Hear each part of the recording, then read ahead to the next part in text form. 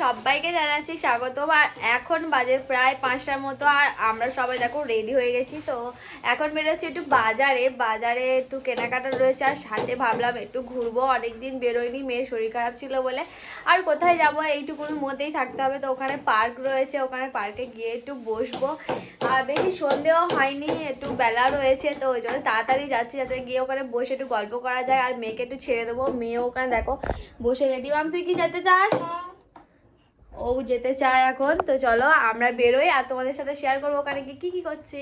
তো টোটোতে উঠে পড়েছি, আমরা এখন যাচ্ছি বাজারে মামের জন্য দুধ কিনবো, আর বাড়ির সবার জন্য একটু তেলে ভাজি। বাজার থেকে সবে মাত্র এলাম, আর কি কিনে এনেছি দেখো। এই একটা ধূপ, বাড়িতে ধূপ শেষ হয়ে গেছিলো, আর আমার শাশুড়ি বলেছিল একটা লঙ্কার গুঁড়ো আনতে, লঙ্কার গুঁড়ো এনেছি। আর মেয়ের দুধ, আর মেয়ে এখন এই দুধটা খাচ্ছে, তো এই যে দুধ এনেছি। আর একটা হচ্ছে হার্টের ওষুধ, যেটা আনতেই হতো। আর এটা ছোট দুধ চা করার জন্য। তো সকালবেলা মেয়ের জন্য একটুখানি ডালিয়া করেছিলাম, তো একটু বেশি হয়েছে, সেটাই খেয়ে নেব। আর কালকে একটু মাছ, আমরা ভাত আমি খাইনি, তো সেই মাছের তরকারিটা একটু গরম করে নিচ্ছি, আর সাথে ডিম ভাজি। ভাত টাত হয়ে গেছে, তো একটু বাজারে যাব আজকে। তো একটু বাজারে যাওয়া বলেছিলাম, আজকে যাব, তো বিকালের দিকে যাব। কারণ হচ্ছে ফুকুর পরশুদিন জন্মদিন রয়েছে, তো একটা কেকের অর্ডার দেব। তো অন্যরকম একটা কেক করতে চাইছিলাম, কিন্তু এবছর বললো এবছর কোনো রকমভাবে করতে, কারণ ওর জন্মদিনের ঠিক একদিন পর পরীক্ষা, ওই জন্য বললো যে করতে হবে না, একটু বাড়ির কজন মিলে একটু সেলিব্রেশন হবে, ওর জন্মদিন বলে কথা। তো কিছু একটা গিফটও কিনতে যাব, তো চলো যাই। আর দেখো এখানে পালং শাকের দানাগুলো ছড়িয়েছিলাম, কত সুন্দর হয়েছে, কিন্তু পালং শাকটা বেরিয়েছে, দানা গাছগুলো বেরিয়েছে, কিন্তু এদিকে ধনে পাতার গাছগুলো এখনো কিন্তু বেরোয়নি। আর একটু আর দুদিন থাকলে হয়তো বেরোবে, একটু একটু করে বেরোচ্ছে, বেশি ভালো হয়নি ধনে পাতাটা, কিন্তু পালং শাকটা বেশ ভালো হয়েছে। কিন্তু পালং শাকটার জন্য আমরা দিয়েছি, পালং শাকটা হয়েছে এটাই অনেক। কারণ হচ্ছে প্রত্যেকদিন আমার মেয়ে যেহেতু এই সিজনে পালং শাকটা আমি ওর বেশি দিই, প্রত্যেকটা খাবারে পালং শাকটা দেওয়ার চেষ্টা করি, কারণ পালং শাক প্রচুর পরিমাণে প্রোটিন খাবার রয়েছে, ওই জন্য।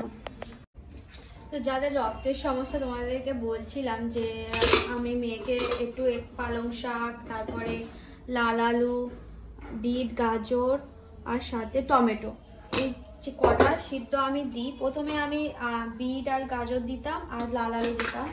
তো তারপর ওর খাওয়া দেখলাম, খাওয়াটা ওর শ্যুট করে গেছে। তারপর একটু পালং শাক অ্যাড করেছি, সাথে অ্যাড করেছি একটুখানি টমেটো দিলে কি একটু টকটক মতো হয়, তো খেতে বেশ ভালো লাগে। আর এটাকে আমি সিদ্ধ করব, মানে দুটো সিটি দিলে একদম ঠিকঠাক হয়ে যাবে। দিয়ে সামান্য পরিমাণে একটু নুন দিয়ে পেস্ট করবো, প্রথমে পেস্ট করে একটু নুন দিয়ে ঝিনুকে করে খাইয়ে দেবো। এতে শরীরে প্রচুর পরিমাণে আয়রন তৈরি হবে, অনেক ভিটামিন পাবে, ক্যালসিয়াম, সব কিছু কিন্তু এর মধ্যে রয়েছে। তো প্রত্যেকটা বাচ্চার এরকম কিন্তু খাওয়ানো খুব দরকার। আর যাদের সমস্যা রয়েছে, একটু রক্তের সমস্যা, যাদের রক্ত তৈরি হতে খুব দেরি হয়, যেমন আমার মেয়ে, তোমরা জানো অনেকে ওর হার্টের সমস্যা রয়েছে, যে কারণে ওর একটু রক্তের প্রয়োজন হয়, তো ওই জন্য আমি এটা প্রায় খাওয়াই। তো প্রায় বলতে একদিন ছাড়া ছাড়া দেওয়ার চেষ্টা করছি, কারণ ও দিলে খুবই ভালো হয় প্রতিদিন দিলে। আর প্রত্যেকদিন দিলে যদি ঠান্ডা লেগে যায়, সেজন্য একদিন ছাড়া ছাড়া আমি দিই। তো মেয়ের জন্য কড়াই ডালিয়াটা বেশি হয়ে যায়, এত খেতে চাইছে না, তবু জোর করে করে আমার খাওয়াচ্ছে, ভালো লাগছে না। এর ভিতরে কোনো নুন নেই, দেখা গেল সাদা, এটা রুগীর খাবার। যদিও আমার মেয়ের জন্য করেছে, সেরকম করতেই হতো, কিন্তু আমি খাবো না, তো তাই না জোর করে এরকম খাওয়াচ্ছে, বলতে পারো ভালো লাগে না আমার খেতে। তোমার তো এরকম জোর করে খাওয়ার, তোমরা কমেন্ট করে তুমি জানিও।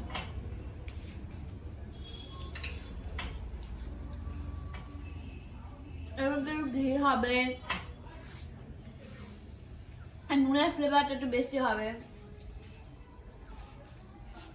দেখা গেল সাদা, হলুদই দেয়নি, হলুদ দিলে কি ক্ষতি হতো।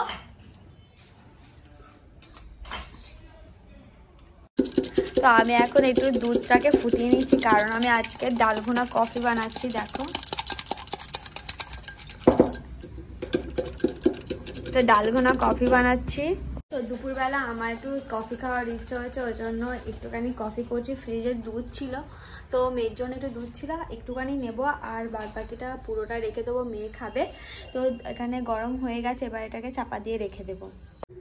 তো বন্ধুরা আজকে হঠাৎই ভিডিও দেখছিলাম একটু ফুচকার, তো ফুচকার ভিডিও দেখে আমার তো খুবই মানে ফুচকা খাওয়ার ইচ্ছে হচ্ছে। তো অনেক দিন হয়ে গেছে ফুচকা খাইনি। আর ফুচকা 10 টাকার দেয় 6টা কি 5টা, আর 20 টাকা যখন খেতে ইচ্ছে করে তখন দেয় 12টা কি 10টা। তো ওই জন্য ভাবছি আজকে বাড়িতেই ফুচকা বানাবো। ওই জন্য দিদিভাই গেছে একটুখানি, এই সামনে একটা দোকান রয়েছে ওই দোকানে ফুচকা আনতে। তো ফুচকা এমনি যে ফুচকা রেডিমেড পাওয়া যায় ওই ফুচকা আনতে গেছে, আর আমি বাড়িতে ভাজবো। আর দিদিভাই বললো তুই ভাজ আর আলুটা সিদ্ধ বসা, আর বাবাকে সব অ্যারেঞ্জ কর, আমি যাচ্ছি একটুখানি মোড়ের মাথায় গিয়ে আমি তোর ফুচকা আনছি, সবাই মিলে একসাথে খাবো, যাতে সবাই একসাথে খেতে পারি সেরকম ধরনের এত ফুচকা আনতে বলেছি। তো 300-400 আনলে অনেক হবে, ফুচকা ভেজে পারা যাবে না, অনেক হবে। তো ভাবছি ওই ফুচকা করব। তো চলো তোমাদের সাথে শেয়ার করি আমি কিভাবে ফুচকা বানাচ্ছি আজকে। সন্ধ্যাবেলা ভাবলাম মেয়ের জন্য একটু চিকেন স্যুপ বানাই। তো এখানে একটা বোনলেস চিকেন বের করে নিয়েছি, আর এখানে গাজর আর বিনস আর একটু ক্যাপসিকামও বের করে ভালো করে কুচি করে নিয়েছি। তো এবার যাব নিচে গিয়ে আমি স্যুপটা করব, আর তার আগে আমি একটু দুধ খাই দিই, ও অনেকদিন দুধ খাইনি এই সন্ধ্যেবেলাতে। তো যাই হোক, আর আজকে রাত্রিবেলার ডিনার হচ্ছে ডিম কষা আর একটু পরোটা হবে, নরম নরম পরোটা। তো তার আগে এখন বানাবো ফুচকা। তো ফুচকা রেডি? হ্যাঁ, ফুচকা এনেছে। হ্যাঁ, আলুটা সিদ্ধ হয়ে গেছে, এবার গিয়ে ফুচকা ভাজা হবে, তারপর তেঁতুল জল করা হবে। তো ফুচকা এনে নিয়েছে দিদি ভাই, এবারে মামকে খাইয়ে দিয়ে আর আমি নিচে যাবো, আর তোমাদেরকে দেখাচ্ছি ফুচকাটা কিভাবে মাখি আর সবাই কিভাবে এনজয় করছি ফুচকাটা। অনেকদিন পর খাচ্ছি, দেখা যাক কে কটা খেতে পারে, এই কম্পিটিশনটা করবো ভাবছি। তো চলো দেখি। তো এখানে একটু লবঙ্গ দিয়ে আমি চিকেনটাকে ভালো করে সিদ্ধ করে নিচ্ছি, আর এখানে বাটার কর্নফ্লাওয়ার সব এনেছি, আর এদিকে আমার ডিম আর আলু সিদ্ধ হয়ে গেছে। তো তেঁতুলটা এই সব তেঁতুল দিয়ে দেবো, এতটা তেঁতুল দিয়ে দেবো, ওই এতটা তেঁতুল দিয়ে দেবো। দেখো না না না হাফ, দেখো এই তেঁতুল, আর এই তেঁতুলটা রেখে দেবো, আর এই তেঁতুলটা এখন যদি পরে করা হয় লাগবে একটুখানি, আর একটু বেশি একটু জিরে ওটা।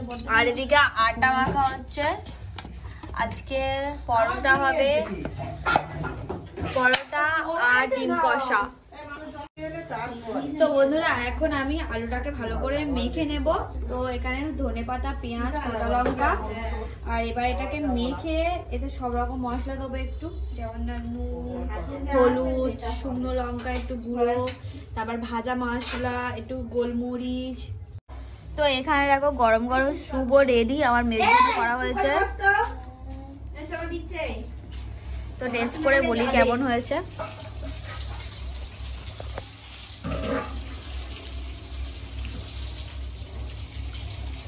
এটা খেতে কিন্তু খুব ভালো লাগে, গরম গরম বেশ ভালো লাগছে খেতে।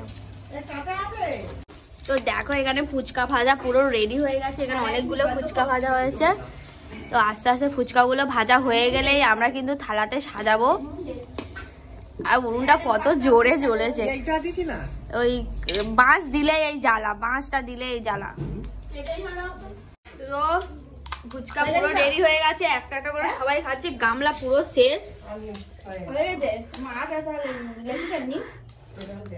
তো দেখো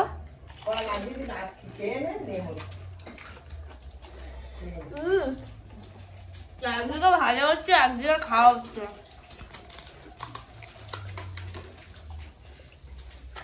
মাখাটা জাস্ট অসাধারণ হয়েছে, কি বলিস সুকু? সত্যি টক জলটা এত সুন্দর হয়েছে, যারা টক খেতে ভালোবাসে তারা কিন্তু তাদের জন্য একদম।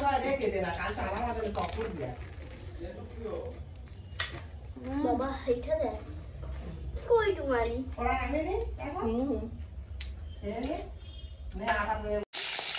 সব ভালো।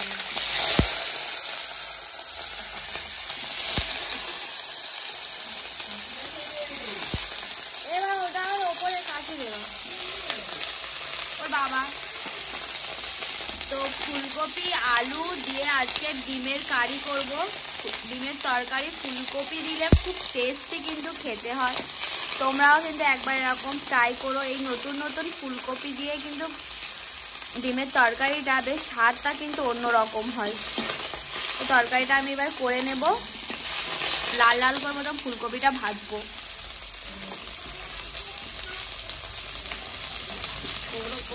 একটু সামান্য নুন আর একটু হলুদ দিয়ে এটাকে ভালো করে একদম লাল লাল করে ভেজে নেব। তারপরে এখানে আলু রয়েছে, আলু কটাও দিয়ে দেবো একসাথে। দেখো একদম লাল লাল করে আমার এখানে ভাজা হয়ে গেছে। এবারে এই আলু আর ফুলকপিগুলো কিন্তু তুলে নেব।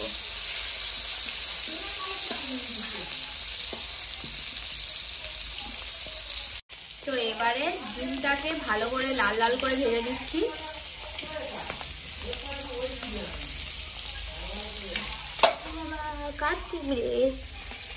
তো এবার ডিম কষার জন্য যেমন মশলা লাগে আর কি, ঠিক তেমনই এখানে মশলা করে নেব। পেঁয়াজ, আদা, রসুন সব দিয়ে দেবো, দিয়ে নুন হলুদ দিয়ে যেমন করে আর কি সেরকম করে কষা করে নেব।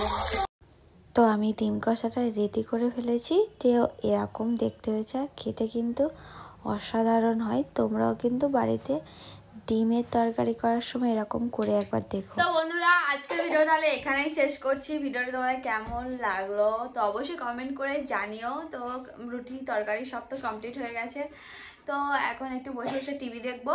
তো তারপরে 10টা 9টা বাজলে তারপর ডিনার করে একেবারে শুয়ে পড়বো। তারপর ভিডিও এডিটিং করতে হবে, কালকে ভিডিওটা আপলোড করব। তো তোমরা প্লিজ ভিডিওটা দেখো, আর ভিডিওটা দেখে তোমাদের কেমন লাগলো কমেন্ট করে জানাতে পারো। আর আমার চ্যানেলে প্রথম হয়ে থাকলে চ্যানেলটি প্লিজ প্লিজ সাবস্ক্রাইব করে আমাকে সাপোর্ট করো প্লিজ। তো বাই বন্ধুরা, গুড নাইট, সবাই ভালো থেকো, সুস্থ থেকো আর সাবধানে থেকো। বাই করে দাও, গুড নাইট। তোর এখনো কাশি সারেনি, তোর ওষুধ খাওয়াবো, তো টাটা।